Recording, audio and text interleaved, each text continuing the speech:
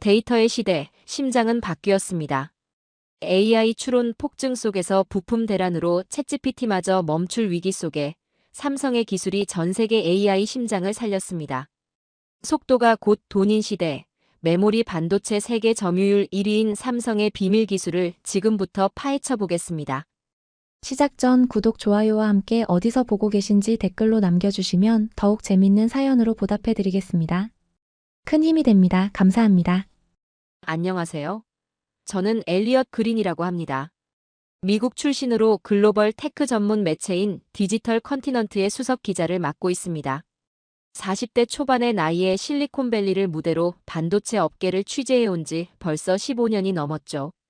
그동안 쌓아온 경험과 인맥, 그리고 데이터에 대한 남다른 집착이 제 자존심이자 무기였습니다. 샌프란시스코 편집국의 새벽 4시는 언제나 고요했어요. 거대한 유리창 너머로 보이는 도시의 불빛들이 하나둘씩 꺼져가는 모습을 바라보며 저는 책상 위에 쌓인 두꺼운 자료 더미들을 천천히 정리했습니다. 손끝으로 만져지는 종이의 질감과 프린터 잉크 냄새가 코끝을 스쳤죠. 이런 아날로그적인 작업이 디지털 시대에도 여전히 필요하다고 생각했거든요. 커피 머신에서 나오는 김이 모락모락 피어오르는 소리를 들으며 저는 지난 10년간 써온 논리를 다시 한번 되새겼습니다. 하드디스크가 여전히 대용량 저장 장치의 왕자를 지키고 있다는 확신이 가슴 깊숙이 자리 잡고 있었어요. 물론 SSD의 속도가 빠르다는 건 누구나 아는 사실이지만 가격 대비 용량에서는 아직도 하드디스크를 따라올 수 없다고 굳게 믿었습니다. 테라바이트당 가격을 계산해보면 그 차이는 여전히 명확했거든요. 키보드를 두드리는 손가락 끝에서 느껴지는 미묘한 진동이 마치 제 확신을 그대로 전달하는 듯 했습니다. 화면에 하나씩 새겨져 나가는 문장들을 보며 저는 은근한 만족감을 느꼈어요. 일본의 키옥시아가 보여주는 메모리 기술의 저력, 미국 마이크론의 차세대 공정 기술, 그리고 인텔이 준비하고 있는 혁신적인 스토리지 솔루션들. 이 모든 것들이 결국 세계 시장의 판도를 바꿀 것이라는 내용으로 기사를 채워나갔습니다. 한국의 반도체 기업들에 대해서는 단 몇 줄로만 언급했어요. 선진 기술을 빠르게 따라잡는 추격자 정도의 역할이라고 평가했죠. 삼성이나 SK하이닉스 같은 회사들이 분명 뛰어난 제조 능력을 가지고 있다는 건 인정했지만 근본적인 기술 혁신은 여전히 미국과 일본에서 나올 것이라고 단정했습니다. 그때만 해도 제가 얼마나 오만한 생각을 하고 있었는지 전혀 깨닫지 못했어요. 바로 그 시각, 시애틀의 대형 데이터 센터에서는 카를로스 에스피노사가 모니터 앞에서 골치 아픈 표정을 짓고 있었습니다. 40대 중반의 그는 15년간 이 분야에서 일하며 하드디스크의 안정성과 경제성을 누구보다 잘 알고 있었어요. 하지만 화면에 빨간 글씨로 표시된 납기 일정표가 그의 확신을 흔들기 시작했습니다. 40주라는 숫자가 마치 벽처럼 그의 앞을 가로막고 서 있었거든요. 손가락으로 테이블을 톡톡 두드리며 카를로스는 속으로 중얼거렸습니다. 클라우드 서비스가 폭발적으로 증가하는 상황에서 이런 공급 부족은 정말 치명적이었어요. 고객들의 요구는 점점 까다로워지는데 정작 필요한 하드웨어는 언제 올지 모른다는 게 그를 가장 괴롭혔습니다. 에어컨 소리만이 적막한 서버실을 가득 채우고 있었죠. 오리건의 한 스타트업 사무실에서는 라지브 메논이 팀원들과 열띤 토론을 벌이고 있었습니다. 30대 후반의 인도계 미국인인 그는 클라우드 기술 분야에서 명성이 높은 개발자였어요. 그의 철학은 아주 단순 명료했습니다. 속도가 곧 돈이라는 것이었죠. AI 모델이 데이터를 기다리는 1분 1초가 모두 직접적인 손실로 이어진다고 믿었거든요. 화이트보드에 적힌 복잡한 수식들을 가리키며 라지브는 목소리를 높였습니다. 기존의 저장장치 시스템으로는 도저히 감당할 수 없는 워크로드가 몰려오고 있다는 게 그의 주장이었어요. 팀원들의 고개가 하나둘씩 끄덕여지는 모습을 보며 라지브는 마음속으로 확신했습니다. 변화의 바람이 불어오고 있다고 말이에요. 편집국으로 돌아온 저는 마지막 문단을 완성하며 뿌듯한 미소를 지었습니다. 한국 기업들의 현재 성과가 분명 눈에 띄는 것은 사실이지만 결국 기술의 근본적인 돌파구는 미국과 일본에서 나올 것이라고 결론지었거든요. 스토리지 시장도 마찬가지일 것이라는 확신이 글 전체에 배어 있었어요. 그 순간만큼은 제 예측이 틀릴 가능성에 대해서는 1%도 의심하지 않았습니다. 다음 날 아침 일찍 도착한 메일함을 확인하던 중 FMS 컨퍼런스 초청장이 눈에 들어왔습니다. 별다른 생각 없이 참석 신청 버튼을 눌렀어요. 단순히 업계 최신 동향을 파악하고 몇 가지 인터뷰 기회를 잡으려는 목적이었죠. 그때는 몰랐습니다. 이 여행이 제가 지난 15년간 쌓아온 모든 신념과 편견을 산산조각 내버릴 거라는 사실을 말이에요. FMS 컨퍼런스장에 발을 딛는 순간 저는 가슴속에서 묘한 설렘이 올라오는 걸 느꼈습니다. 센타클라라 컨벤션 센터의 거대한 로비는 세계 각국에서 몰려온 사람들로 가득했어요. 다양한 언어가 뒤섞인 웅성거림이 천장 높이까지 울려 퍼지고 있었죠. 저는 언제나처럼 자신만만한 걸음으로 등록 데스크로 향했습니다. 명찰을 목에 걸고 메인 홀로 들어서는 순간 제 시선은 자연스럽게 정면에 설치된 거대한 전광판으로 향했어요. 그런데 그곳에 펼쳐진 숫자들이 제 예상과는 사뭇 달랐습니다. 낸드 플래시 시장 점유율이라고 적힌 제목 아래 첫 번째 줄에 선명하게 표시된 내용이 눈에 들어왔거든요. 삼성전자 36.9%라는 숫자가 마치 네온사인처럼 반짝이고 있었습니다. 잠시 걸음을 멈추고 그 숫자를 다시 한번 확인했어요. 분명 제가 예상했던 것보다 훨씬 높은 수치였습니다. 눈살이 저절로 찌푸려지면서 속으로 중얼거렸죠. 일시적인 상승일 거라고, 아마도 특정 분기의 특수한 상황 때문일 거라고 말이에요. 하지만 가슴 한편에서는 묘한 불안감이 스멀스멀 기어 올라오기 시작했습니다. 커피 부스에서 에스프레소 한 잔을 주문하며 주변을 둘러보았어요. 여기저기서 들려오는 대화 소리들이 제 귓가를 스쳤습니다. 누군가는 클라우드 서비스 확장 계획에 대해 이야기하고 있었고, 다른 누군가는 AI 워크로드 처리 속도에 대해 열띤 토론을 벌이고 있었죠. 그런데 이상하게도 한국 기업들의 이름이 예상보다 자주 언급되고 있었어요. 첫 번째 세션이 시작되자 저는 앞쪽 좌석에 자리를 잡았습니다. 발표자가 준비한 슬라이드들이 하나씩 화면에 나타나기 시작했어요. 북미 클라우드 업체들의 SSD 채택 현황이라는 제목의 그래프가 등장했을 때 저는 무의식적으로 몸을 앞으로 기울였습니다. 그래프의 기울기가 제 예상보다 훨씬 가팔랐거든요. 특히 QLC SSD라는 용어가 반복적으로 등장하는 게 신경 쓰였어요. 4비트 저장 방식의 이 기술이 대용량 데이터 센터에서 빠르게 자리 잡고 있다는 내용이었습니다. 발표자는 차분한 목소리로 설명을 이어갔지만 제게는 마치 경고음처럼 들렸어요. 기존의 하드디스크 중심 사고가 흔들리기 시작했거든요. 점심시간이 되어 로비로 나왔을 때 저는 벽면에 붙어있는 또 다른 차트를 발견했습니다. AI 추론 서버용 스토리지 조달 급증이라는 제목이 눈에 들어왔어요. 2024년부터 2025년까지의 예상 증가율이 그래프로 표시되어 있었는데 그 수치가 정말 놀라웠습니다. 연간 60% 이상의 성장률이라니 이건 단순한 시장 확장이 아니라 구조적 변화를 의미하는 거였어요. 오후 세션에서는 더욱 구체적인 데이터들이 쏟아져 나왔습니다. AI 관련 SSD 조달량이 45엑사바이트를 넘어선다는 발표가 있었을 때 저는 손에 들고 있던 펜을 떨어뜨릴 뻔했어요. 엑사바이트라는 단위 자체가 일반인에게는 상상하기 어려운 규모인데 그런 엄청난 양의 데이터를 처리하기 위한 저장장치 수요가 폭증하고 있다는 것이었죠. 발표자가 다음 슬라이드를 넘기자 낸드 플래시 시장 내에서 AI용 SSD의 비중 변화가 나타났습니다. 2024년 5%에서 2025년 9%로 증가할 것이라는 예측이었어요. 비율로는 크지 않아 보일 수 있지만 전체 시장 규모를 생각하면 엄청난 변화였습니다. 게다가 이런 추세라면 몇 년 후에는 완전히 다른 양상을 보일 수도 있겠다는 생각이 들었어요. 휴식 시간에 복도를 거닐며 저는 깊은 생각에 잠겼습니다. 지난 15년간 제가 확신해왔던 논리들이 하나씩 의문부호를 달기 시작했거든요.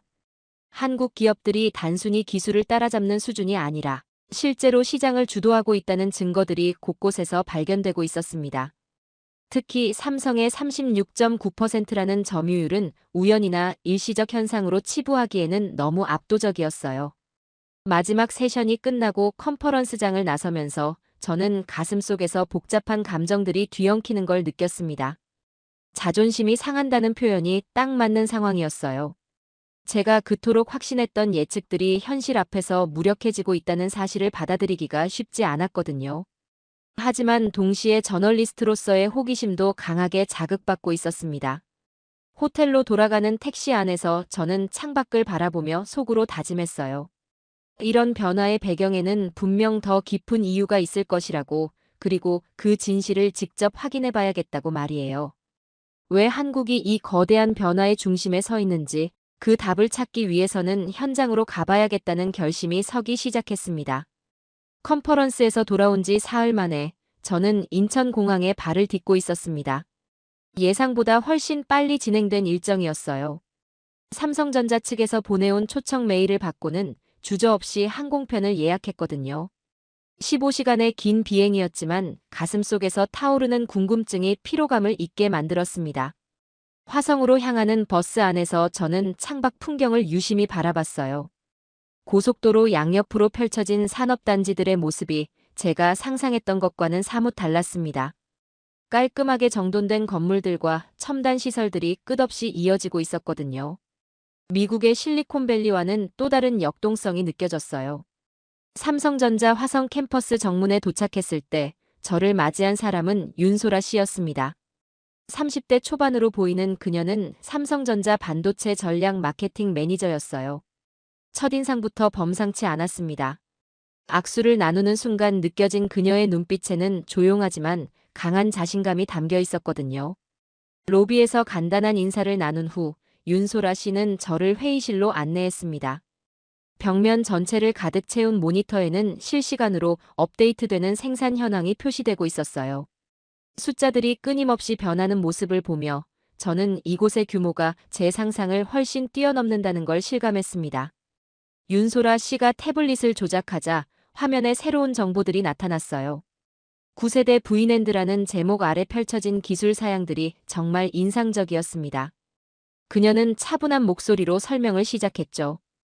이 기술이 업계 최초로 1테라비트 용량을 달성했다는 내용이었어요. 테라비트라는 단위 자체가 일반인에게는 상상하기 어려운 규모인데 그런 엄청난 저장 밀도를 손톱만한 칩 하나에 구현했다는 것이었습니다. 생산동으로 향하는 복도를 걸으며 저는 주변을 둘러봤어요. 모든 것이 완벽하게 통제된 환경이었습니다. 공기 정화 시스템에서 나오는 미세한 바람 소리와 함께 멀리서 들려오는 기계. 작동음이 이곳이 24시간 돌아가는 거대한 공장이라는 걸 실감시켜줬어요. 클린룸 입구에서 방진복을 착용하는 동안 윤소라 씨는 제게 이곳의 규칙들을 설명해줬습니다. 먼지 한 톨, 정전기 한 번이 수억 원짜리 제품을 망칠 수 있다는 이야기를 들으며 저는 이 산업의 정밀성에 대해 새삼 깨닫게 되었어요. 제가 그동안 얼마나 피상적으로만 이해하고 있었는지 부끄러워졌습니다. 생산 라인에 들어서는 순간 저는 말 그대로 압도당했어요. 천장까지 닿을 듯한 거대한 장비들이 끝없이 늘어서 있었고 그 사이로 자동화된 운반 시스템이 쉴 새 없이 움직이고 있었습니다. 로봇 팔들이 정교한 동작으로 웨이퍼를 이동시키는 모습이 마치 미래 영화의 한 장면 같았어요. 윤소라 씨가 한 장비 앞에서 걸음을 멈추고 설명을 시작했습니다. 이곳에서 바로 그 9세대 V낸드가 만들어지고 있다는 것이었어요. 286개 층을 수직으로 쌓아 올린 3차원 구조라는 설명을 들으며 저는 그 기술적 복잡성에 혀를 내둘렀습니다. 286층이라니 일반 아파트로 치면 100층이 넘는 초고층 건물을 머리카락 굵기보다도 작은 공간에 구현한 셈이었거든요. 생산 현황 모니터를 보여주며 윤소라 씨가 덧붙인 말이 더욱 충격적이었어요. 이 라인이 24시간 365일 멈추지 않고 돌아간다는 것이었습니다. 수율도 업계 최고 수준을 유지하고 있다고 했죠. 숫자로만 보던 시장 점유율 36.9%가 바로 이런 현장에서 나오는 것이라는 걸 직접 목격하고 나니 제 기존 생각들이 얼마나 근거 없는 추측이었는지 깨닫게 되었어요. 다음으로 안내받은 곳은 품질 관리실이었습니다. 여기서는 완성된 제품들이 하나하나 엄격한 테스트를 거치고 있었어요. 온도, 습도, 전압 등 다양한 조건에서 내구성을 검증하는 과정을 지켜보며 저는 한국 기업들의 품질에 대한 집착이 어느 정도인지 실감할 수 있었습니다. 윤소라 씨가 태블릿에서 고객 리스트를 보여줄 때 저는 정말 놀랐어요. 세계적인 클라우드 서비스 업체들과 데이터 센터 운영사들의 이름이 쭉 나열되어 있었거든요. 제가 미국에서 만났던 바로 그 회사들이 이곳에서 생산된 제품들을 사용하고 있다는 것이었습니다. 납기 관리 시스템을 설명받으며 저는 또 한 번 감탄했어요. 주문부터 출하까지의 모든 과정이 실시간으로 추적되고 있었고, 고객들의 요구사항에 맞춰 유연하게 대응할 수 있는 시스템이 구축되어 있었습니다. 카를로스가 고민했던 40주 납기 문제가 바로 이런 차이에서 비롯된 것이라는 걸 깨달았죠. 공장 견학을 마치고 회의실로 돌아오는 길에 저는 무거운 침묵에 빠졌습니다. 지난 15년간 제가 쌓아올린 확신들이 불과 몇 시간 만에 산산조각 나버린 기분이었어요. 한국이 단순히 기술을 따라잡는 수준이 아니라 실제로 세계 최고 수준의 혁신을 이끌어가고 있다는 사실을 부정할 수 없었거든요. 회의실에서 마지막 브리핑을 받으며 윤소라 씨가 건넨 한마디가 제 가슴에 깊이 박혔습니다. 저희는 말이 아니라 출하로 증명한다는 것이었어요. 그 순간 저는 제가 그동안 얼마나 오만했는지, 그리고 진실을 보려 하지 않았는지 뼈저리게 반성하게 되었습니다. 화성에서의 충격적인 경험을 뒤로하고 서울 시내 호텔로 돌아온 저는 하루 종일 복잡한 심경에 휩싸여 있었습니다. 창밖으로 보이는 한강의 야경을 바라보며 제가 목격한 현실을 어떻게 받아들여야 할지 고민에 빠졌어요. 그때 노트북으로 들어온 화상회의 요청 알림이 제 생각을 끊었습니다. 도쿄에 있는 미사키 하나 씨로부터 온 것이었죠. 미사키 씨는 일본의 글로벌 펀드에서 일하는 애널리스트로 저와는 여러 차례 업계 동향에 대해 의견을 나눈 적이 있었어요. 30대 후반의 그녀는 언제나 차분하고 이성적인 분석으로 유명했습니다. 화상통화 화면에 나타난 그녀의 표정에서는 묘한 긴장감이 감돌고 있었어요. 미사키 씨가 화면을 공유하며 보여준 자료는 키옥시아의 최신 공정 로드맵이었습니다. 일본 반도체 산업의 자존심이라 할 수 있는 이 회사의 향후 계획이 상세하게 정리되어 있었어요. 그녀는 조심스러운 목소리로 설명을 시작했습니다. 일본도 3차원 낸드 플래시 기술에서 밀도를 꾸준히 높여가고 있다는 내용이었죠. 특히 주목할 만한 부분은 가격 경쟁력 확보 전략이었어요. 미사키 씨가 보여준 테이블에는 테라바이트당 제조원가 절감 목표가 구체적인 수치로 표시되어 있었습니다. 일본 특유의 꼼꼼함이 묻어나는 계획이었죠. 하지만 제가 화성에서 본 삼성의 현실과 비교해보니 뭔가 아쉬운 부분이 느껴졌어요. 미사키 씨의 목소리에는 미묘한 불안감이 섞여 있었습니다. 일본 기술의 재도약 가능성을 강조하면서도 현재 시장에서 벌어지고 있는 급격한 변화에 대한 우려를 감추지 못하고 있었거든요. 특히 한국 기업들의 빠른 기술 발전 속도에 대해서는 솔직한 경계심을 드러냈어요. 화상회의가 끝나고 얼마 지나지 않아 이번에는 시애틀에서 전화가 걸려왔습니다. 스티브 밀러였어요. 50대 초반의 그는 마이크론 출신으로 현재는 독립 컨설턴트로 활동하고 있었습니다. 북미 메모리 산업의 부흥을 꿈꾸는 인물로 유명했죠. 그의 목소리에서는 여전히 강한 자신감이 느껴졌어요. 스티브는 흥미로운 소식을 전해줬습니다. 최근 북미 주요 고객들을 대상으로 커스텀 AI 스토리지 솔루션 제안서를 돌리고 있다는 것이었어요. 미국 메모리 기업들이 단순한 제품 공급을 넘어서 맞춤형 서비스로 승부를 걸겠다는 의지를 보여주는 것이었죠. 그는 자신 있는 목소리로 말했습니다. 미국의 기술력과 고객 밀착 서비스가 결합하면 충분히 경쟁력이 있을 거라고 말이에요. 하지만 통화를 계속 이어가면서 저는 스티브의 말 속에서도 미묘한 변화를 감지할 수 있었어요. 예전만큼 단호하지 않은 어조, 그리고 한국 기업들의 성과에 대해 언급할 때 드러나는 약간의 경계심 같은 것들이었죠. 미국 메모리의 영광을 되찾겠다는 의지는 여전했지만 현실에 대한 인식은 예전과 달라진 것 같았어요. 다음 날 오전 오리건에서 라지브 메논이 보낸 메시지가 저의 주의를 끌었습니다. 그는 현재 진행 중인 프로젝트에 대해 구체적인 설명을 해달라고 요청했어요. 화상통화로 연결된 라지브의 표정은 평소보다 훨씬 진지했습니다. 그의 배경으로 보이는 사무실 화이트보드에는 복잡한 수식들과 그래프들이 빼곡히 적혀 있었어요. 라지브가 설명한 내용은 정말 흥미로웠습니다. 그의 팀에서 개발 중인 AI 모델들은 기존의 순차적 데이터 처리 방식과는 완전히 다른 패턴을 보여주고 있다는 것이었어요. 특히 랜덤 읽기 작업이 폭증하는 현상이 나타나고 있다고 했죠. 이는 전통적인 저장 장치 설계로는 도저히 감당할 수 없는 워크로드였어요. 그의 철학은 여전히 명확했습니다. 속도가 곧 돈이라는 것이었죠. AI 모델이 데이터를 처리하는 속도가 1%라도 빨라지면 그것이 바로 수익으로 직결된다는 설명이었어요. 라지브는 강조하듯 말했습니다. 자신들의 워크로드를 진정으로 이해하고 맞춤형으로 최적화해 줄 수 있는 파트너가 필요하다고 말이에요. 라지브의 다음 말이 저에게는 특히 인상적이었어요. 현재 시장에서 이런 복잡한 요구사항을 가장 잘 이해하고 대응해 주는 곳이 한국이라는 것이었습니다. 단순히 높은 성능의 제품을 만드는 것을 넘어서 실제 사용 환경에서 발생하는 다양한 변수들을 고려한 솔루션을 제공한다는 평가였어요. 이 대화를 통해 저는 중요한 깨달음을 얻었습니다. 이제는 단순히 하드웨어 성능만으로 승부가 결정되는 시대가 아니라는 것이었어요. 고객의 구체적인 요구사항을 정확히 파악하고 그에 맞는 맞춤형 솔루션을 제공할 수 있는 능력이 진짜 경쟁력이 되는 시대가 온 것이었죠.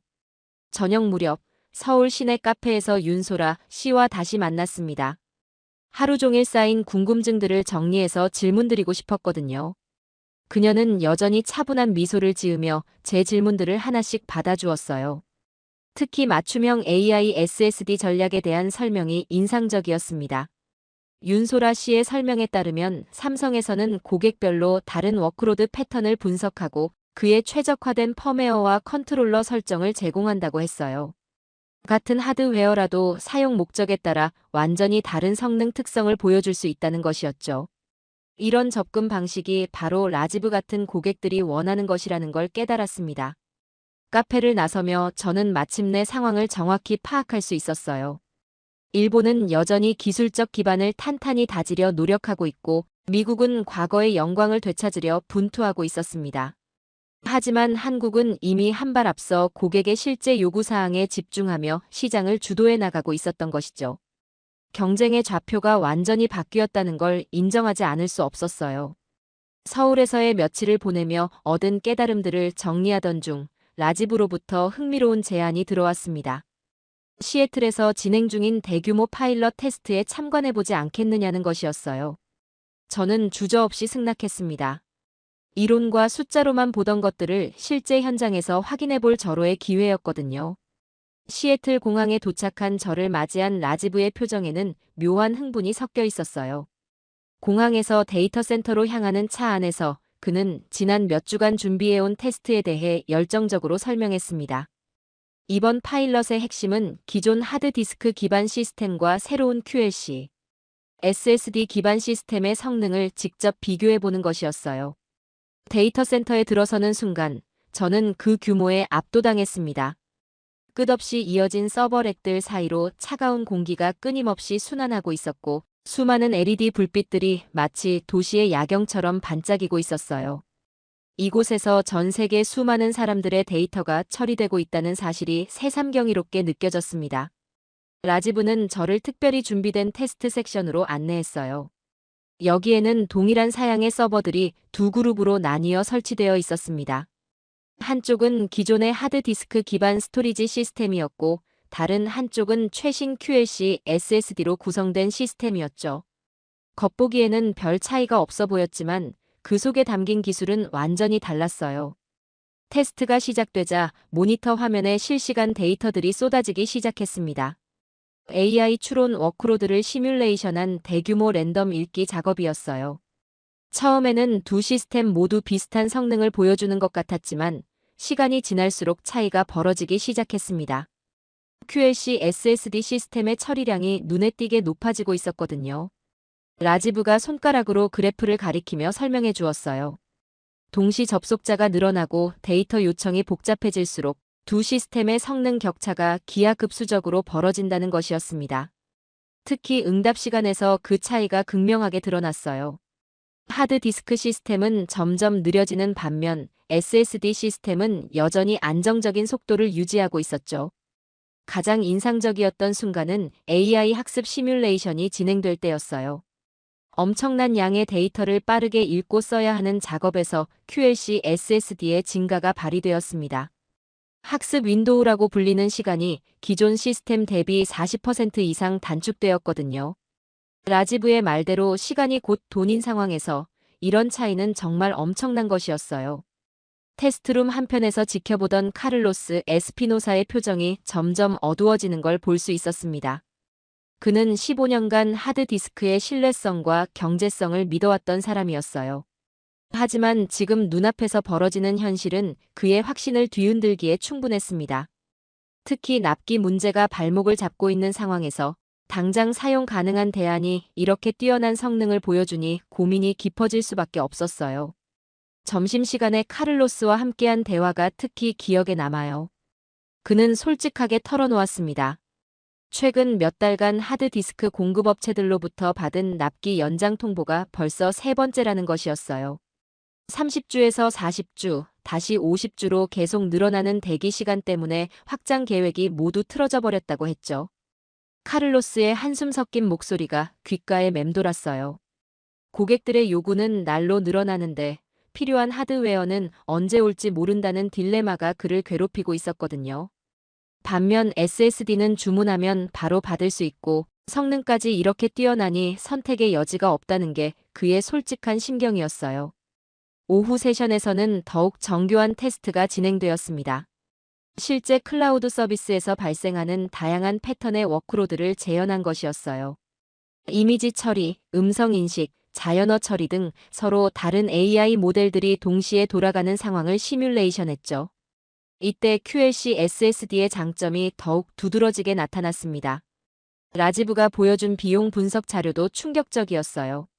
초기 투자 비용은 SSD가 높지만 전력 소비와 냉각 비용, 그리고 무엇보다 처리 시간 단축으로 인한 수익 증대를 고려하면 총 소유 비용은 오히려 낮아진다는 계산이었습니다.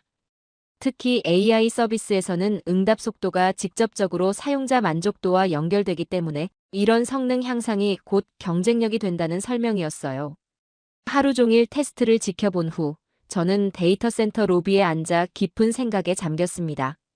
제가 지난 15년간 확신해왔던 가격 중심의 방정식이 완전히 무너져 내리고 있었거든요. 이제는 시간과 수익 그리고 사용자 경험이 모든 것을 결정하는 새로운 시대가 온 것이었어요. 저녁 무렵 라지브와 카를로스, 그리고 몇몇 엔지니어들과 함께한 회의에서 나온 결론이 모든 걸 말해주었습니다. 카를로스가 입을 열었어요. 더 이상 기다릴 수 없다는 것이었죠. 40주, 50주를 기다리며 사업 기회를 놓치느니 당장 사용 가능하면서도 성능까지 뛰어난 SSD로 전환하겠다는 결정이었습니다. 그 순간 저는 내레이션을 마음속으로 완성했어요. 가격 중심의 낡은 방정식은 시간과 수익 앞에서 완전히 무너졌다고 말이에요. AI 추론이 확산되면서 스토리지에 대한 요구사항이 근본적으로 바뀐 것이었습니다. 이제는 얼마나 싸게 저장하느냐가 아니라 얼마나 빠르게 처리하느냐가 승부를 가르는 시대가 된 것이었어요. 데이터 센터를 나서며 저는 한국 기업들이 왜 이런 변화의 중심에 서 있는지 이해할 수 있었습니다. 단순히 기술력만의 문제가 아니라 시장의 변화를 정확히 읽고 그에 맞는 솔루션을 빠르게 제공할 수 있는 능력 때문이었던 것이죠. 시애틀에서의 놀라운 경험을 뒤로하고 다시 서울로 돌아온 저는 여전히 흥분을 가라앉히지 못하고 있었습니다. 호텔 로비에서 윤소라 씨로부터 온 메시지를 확인했을 때 제 심장이 다시 한번 두근거리기 시작했어요. 특별한 브리핑이 준비되어 있다는 내용이었습니다. 그녀의 말투에서 뭔가 중대한 발표가 있을 것 같은 예감이 들었거든요. 다음 날 오전 삼성전자 서초 사옥의 한 회의실에서 윤소라 씨와 다시 만났습니다. 평소보다 더욱 신중한 표정을 짓고 있는 그녀의 모습에서 오늘 들을 이야기가 보통 수준이 아니라는 걸 직감할 수 있었어요. 회의실 벽면에 걸린 대형 스크린에는 아직 아무것도 표시되지 않았지만 그 검은 화면이 곧 엄청난 비밀을 드러낼 것만 같았습니다. 윤소라 씨가 리모컨을 조작하자 화면에 첫 번째 슬라이드가 나타났어요.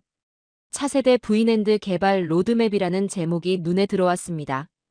그런데 그 아래 표시된 숫자가 정말 놀라웠어요. 10세대 430단이라고 적혀 있었거든요. 9세대가 286단이었으니 한 번에 150단 가까이 늘어난 셈이었습니다. 더욱 놀라운 건 상용화 일정이었어요. 윤소라 씨는 차분한 목소리로 설명했습니다. 내년 3월부터 생산 라인 구축을 시작해서 10월에 본격 양산에 들어간다는 계획이었어요. 불과 1년 남짓한 시간 안에 이런 혁신적인 기술을 상용화한다는 것이었죠. 제가 미국에서 본 경쟁사들의 로드맵과 비교하면 정말 놀라운 속도였습니다. 다음 슬라이드에서는 기술적 세부 사항들이 공개되었어요. 430단을 쌓기 위해 적용되는 새로운 기술들이 하나씩 소개되었습니다. 특히 극저온 식각 기술이라는 용어가 제 관심을 끌었어요. 영하 70도 이하의 극저온에서 메모리 셀 사이의 통로를 뚫는 기술이라고 했죠. 이런 극한의 조건에서 작업해야 할 만큼 정밀한 공정이라는 게 정말 경이로웠어요. 윤소라 씨가 설명한 또 다른 혁신 기술도 흥미로웠습니다. 웨이퍼 투 웨이퍼 본딩이라는 기술이었어요. 기존에는 하나의 웨이퍼의 모든 기능을 구현했는데 이제는 데이터를 저장하는 부분과 제어하는 부분을 각각 다른 웨이퍼에 만들어서 붙인다는 것이었습니다. 마치 레고 블록을 조립하듯 필요한 기능들을 결합시키는 방식이었죠. 성능 개선 수치를 보며 저는 감탄을 금할 수 없었어요. 기존 9세대 대비 집적도가 56%나 향상되었고 입출력 속도는 75%가 빨라졌다는 설명이었습니다. 숫자만 봐도 엄청난 발전이지만 실제 사용자 입장에서는 체감 성능이 훨씬 더 크게 느껴질 것 같았어요. 그런데 윤소라 씨가 다음에 꺼낸 카드가 진짜 놀라운 것이었습니다. 진엔드 리바이벌 프로젝트라는 제목의 슬라이드가 화면에 나타났거든요. 7년 전에 출시되었다가 시장에서 사라진 그 진엔드가 완전히 새로운 모습으로 돌아온다는 것이었어요. 제가 알기로는 가격 때문에 상용화에 실패했던 기술인데 다시 부활한다니 정말 의외였습니다. 진엔드 부활의 배경을 듣고 나서야 이해할 수 있었어요. AI 시대가 되면서 기존과는 완전히 다른 요구사항이 생겨났다는 것이었습니다. 단순히 많은 데이터를 저장하는 것을 넘어서 극도로 빠른 응답 속도가 필요한 영역이 확대되고 있다는 설명이었죠. 특히 AI 추론 과정에서는 1밀리초, 아니 1마이크로초의 지연도 결과에 큰 영향을 미칠 수 있다고 했어요. 윤소라 씨가 보여준 차세대 진엔드의 목표 성능이 정말 놀라웠습니다. 기존 제품 대비 최대 15배의 성능 향상을 목표로 하면서도 전력 소모는 5분의 1로 줄인다는 것이었어요. 이런 극적인 개선이 가능한 이유는 완전히 새로운 설계 철학 때문이라고 했죠. 가장 혁신적인 부분은 GPU 직접 접근 기술이었어요. 기존에는 CPU를 거쳐서 메모리에 접근했는데 이제는 GPU가 저장 장치에 직접 접근할 수 있다는 것이었습니다. 이렇게 되면 데이터 처리 과정에서 발생하는 병목 현상을 근본적으로 해결할 수 있다고 했어요. 라지브가 그토록 원했던 바로 그런 솔루션이었죠. 실제 적용 사례들을 들어보니 더욱 실감이 났어요. 자율주행차의 실시간 판단, 의료용 AI의 즉석 진단, 금융거래의 초고속 처리 등에서 이런 극저지연 기술이 필수적이라는 설명이었습니다. 특히 주식거래나 외환거래에서는 몇 마이크로초의 차이가 수억 원의 손익을 가를 수 있다고 했어요.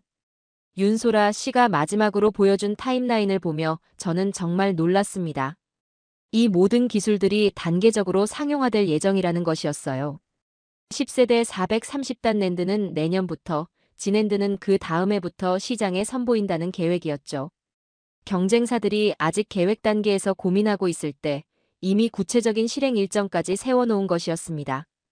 브리핑이 끝나고 커피를 마시며 나눈 대화에서 윤소라 씨가 한 말이 특히 인상 깊었어요. 기술 개발은 현재의 요구를 만족시키는 것이 아니라 미래의 요구를 미리 준비하는 것이라고 했거든요. 지금 우리가 상상하지 못하는 새로운 응용 분야들이 곧 나타날 텐데 그때 필요한 기술을 미리 준비해 놓는 것이 진짜 혁신이라는 설명이었어요. 회의실을 나서며 저는 마음속으로 정리했습니다. 다음 페이지가 이미 인쇄되어 있다는 표현이 딱 맞는 상황이었어요. 경쟁사들이 현재의 기술로 경쟁하고 있는 동안 한국은 이미 다음 세대, 그 다음 세대의 기술까지 준비해 놓고 있었던 것이죠. 지하철을 타고 호텔로 돌아가는 길에 저는 깊은 생각에 잠겼어요. 제가 지금까지 본 것들이 단순한 기술 발전이 아니라 완전히 새로운 시대로의 전환이라는 걸 깨달았습니다. 그리고 그 전환을 이끌어가는 중심에 한국이 서 있다는 사실도 더 이상 부정할 수 없었어요. 차세대 기술에 대한 브리핑을 받고 며칠이 지난 후 저는 서울 코엑스에서 열리는 특별한 이벤트에 초청받았습니다. 글로벌 AI 스토리지 솔루션 데모데이라는 행사였어요. 윤소라 씨로부터 받은 초청장을 보며 저는 이번에는 또 어떤 놀라운 것들을 목격하게 될지 기대와 긴장이 동시에 밀려왔습니다. 코엑스 컨퍼런스홀에 들어서는 순간 저는 그 규모에 다시 한번 압도당했어요. 무대 중앙에는 거대한 스크린이 설치되어 있었고 그 앞에는 실제 서버렉들이 투명한 유리벽 안에 전시되어 있었습니다.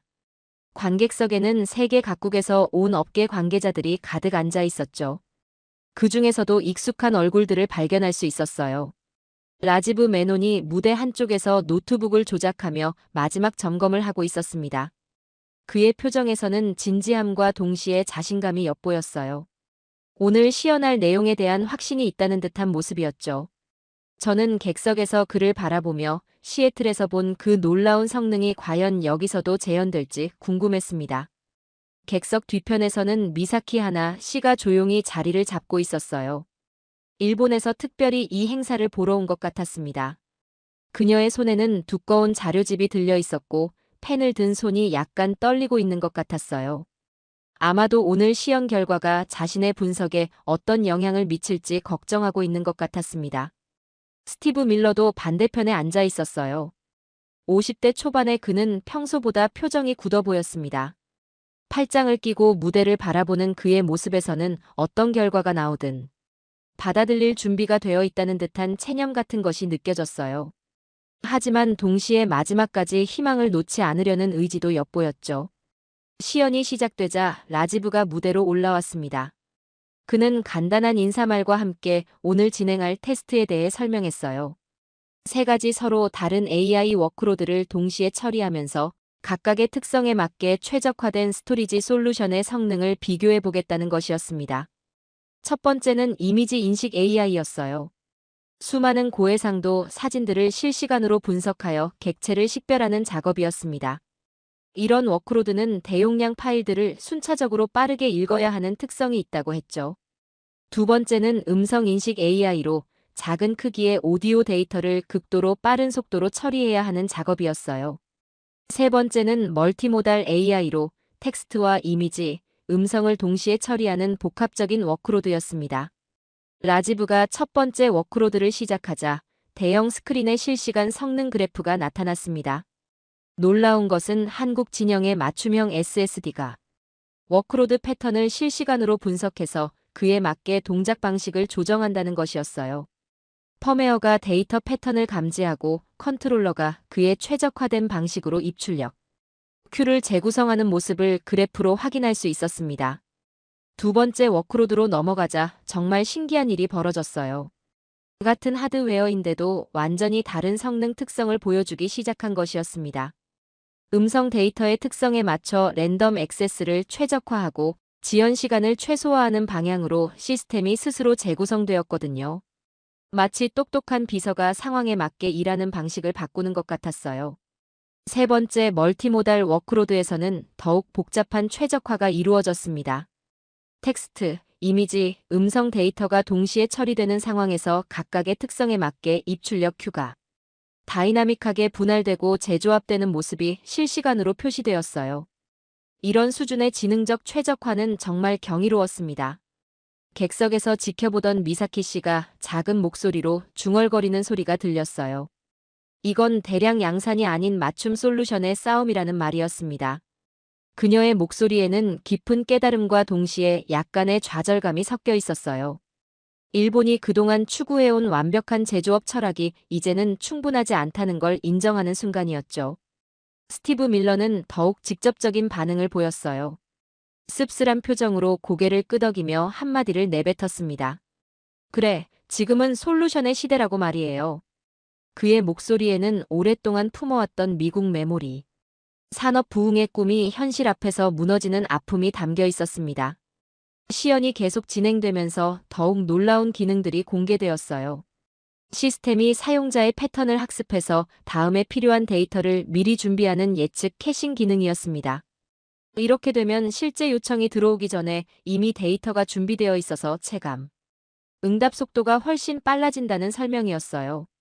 가장 인상적이었던 순간은 세 가지 워크로드가 동시에 실행되면서도 각각이 최적의 성능을 유지하는 모습을 본 때였어요.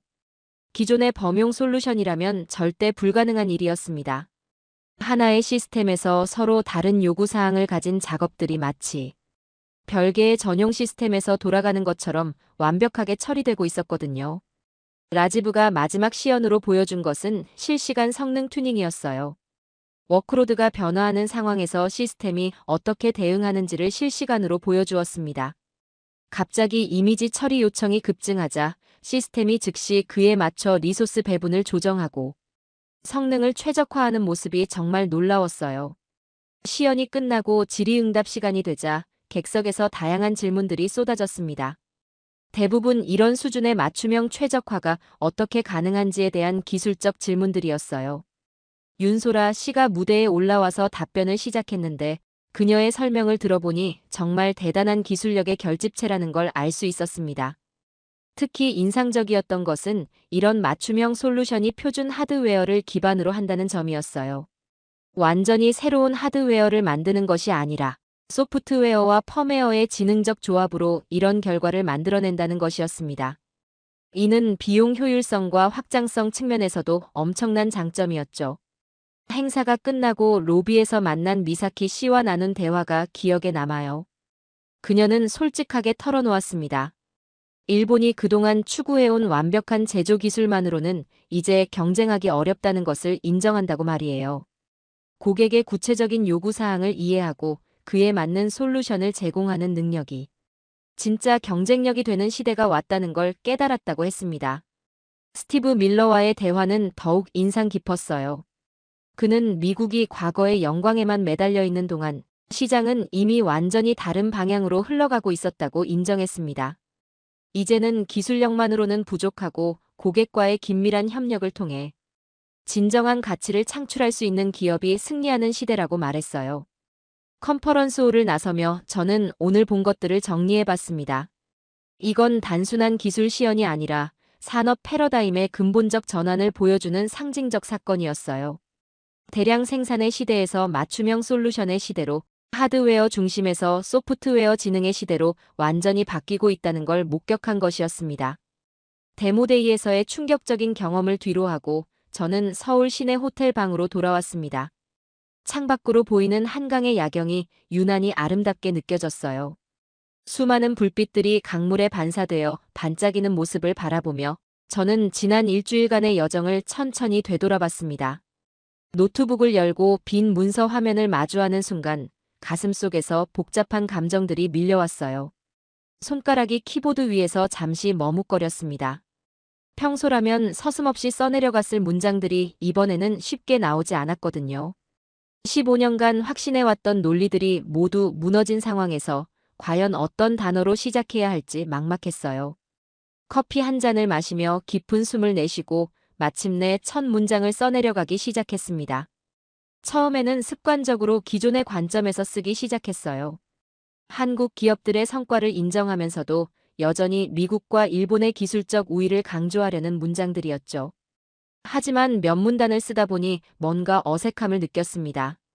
제가 직접 목격한 현실과 맞지 않는 내용들이었거든요. 결국 모든 것을 지우고 다시 시작할 수밖에 없었어요. 화성에서 본 24시간 돌아가는 9세대 V낸드 생산 라인이 떠올랐습니다.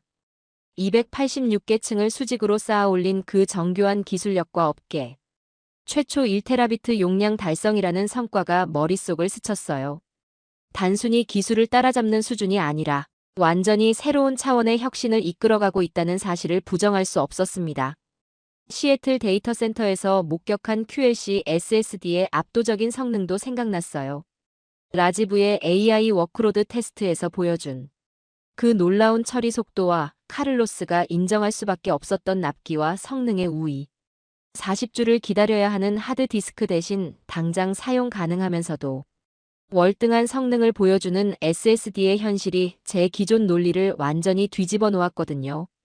차세대 기술에 대한 브리핑에서 들었던 430단 V낸드와 G낸드 부활 계획도 마음속을 맴돌았습니다. 내년 3월 라인 구축부터 10월 양산까지의 구체적인 일정, 그리고 15배 성능 향상과 5분의 1 전력 소모를 목표로 하는 차세대 G낸드의 야심찬 계획들.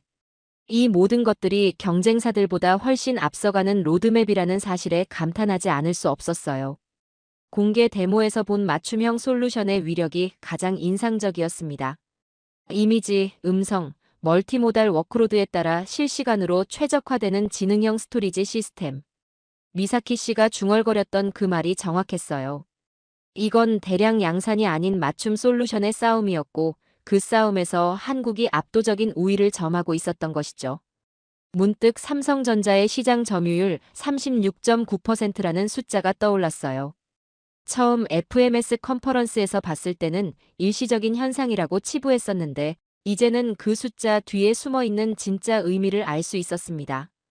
단순한 시장 지배력이 아니라 기술 혁신과 고객 지향적 솔루션의 결과였던 것이에요. 키보드를 두드리는 손가락이 점점 빨라졌습니다. 이제는 어떤 내용을 써야 할지 명확해졌거든요. 제가 목격한 현실을 있는 그대로 전달하고 그것이 의미하는 바를 정확히 분석해야겠다는 생각이 들었어요.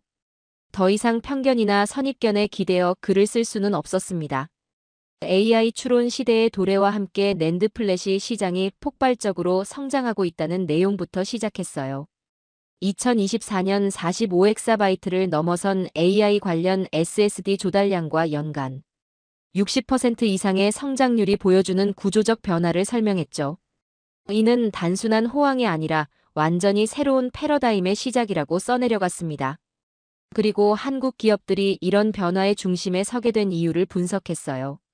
9세대 V낸드의 업계 최초 양산 430단으로 발전할 차세대 기술 로드맵, 그리고 무엇보다 고객의 실제 요구사항에 맞춘 맞춤형 AI SSD 전략. 이 모든 것들이 결합되어 만들어낸 경쟁력이었다고 정리했습니다. 특히 G낸드 부활 계획에 대해서는 별도의 문단을 할애했어요. 7년 전 시장에서 실패했던 기술이 AI 시대를 맞아 완전히 새로운 의미를 갖게 되었다는 점을 강조했죠. 극저지연이 필요한 AI 추론 과정에서 이런 기술이 얼마나 중요한지, 그리고 한국이 이를 얼마나 앞서서 준비하고 있는지를 상세히 기술했습니다. 글을 쓰면서 저는 제 자신의 변화도 느낄 수 있었어요. 처음에는 한국의 성과를 인정하면서도 어딘가 아쉬움이나 부러움 같은 감정이 섞여 있었는데 점점 순수한 감탄과 존경의 마음으로 바뀌어가고 있었거든요. 이건 민족적 자존심이나 편견의 문제가 아니라 순전히 기술적 우수성과 시장 통찰력에 대한 객관적 평가였어요. 마지막 문단을 쓰기 전에 잠시 손을 멈추고 창밖을 바라봤습니다. 한강을 가로지르는 교량들의 불빛이 마치 미래로 향하는 다리 같아 보였어요. 그 순간 제 마음속에서 마지막 문장이 떠올랐습니다. 처음 계획했던 것과는 완전히 다른 문장이었지만 지금의 제 심정을 가장 정확히 표현하는 말이었어요. 키보드를 다시 두드리기 시작했습니다. AI 시대의 심장은 한국에서 뛴다라는 문장을 써내려가며 저는 가슴 깊숙한 곳에서 뜨거운 감정이 올라오는 걸 느꼈어요. 이건 단순한 찬사가 아니라 제가 지난 일주일간 목격한 모든 것들에 대한 진솔한 고백이었거든요. 마지막 문단에서는 제 개인적인 변화와 깨달음을 솔직하게 털어놓았습니다. 점유율 1위의 현재와 업계 최초의 기술 혁신, 그리고 미래를 향한 확실한 로드맵. 이 모든 것들이 결합된 것은 단순한 시장 호황이 아니라 산업 전체의 구조적 전환이라고 분석했어요. 그리고 마지막에는 가장 중요한 메시지를 담았습니다. 우리는 배워야 한다. 이 한 문장에 제 모든 심정이 담겨 있었어요. 15년간 쌓아온 오만함을 내려놓고 진정한 혁신이 무엇인지를 한국에서 배워야 한다는 겸손한 고백이었죠. 기사를 마무리하며 송고 버튼을 누르는 순간 저는 완전히 새로운 사람이 된 기분이었습니다. 창밖의 서울 야경을 다시 바라보며 저는 이 도시가 단순히 아름다운 것이 아니라 진정한 혁신의 중심지라는 걸 깨달았어요. 그리고 제가 쓴 기사가 전 세계 독자들에게 이런 진실을 전달할 수 있기를 간절히 바랐습니다. 이제 진짜 배움이 시작되는 순간이었어요.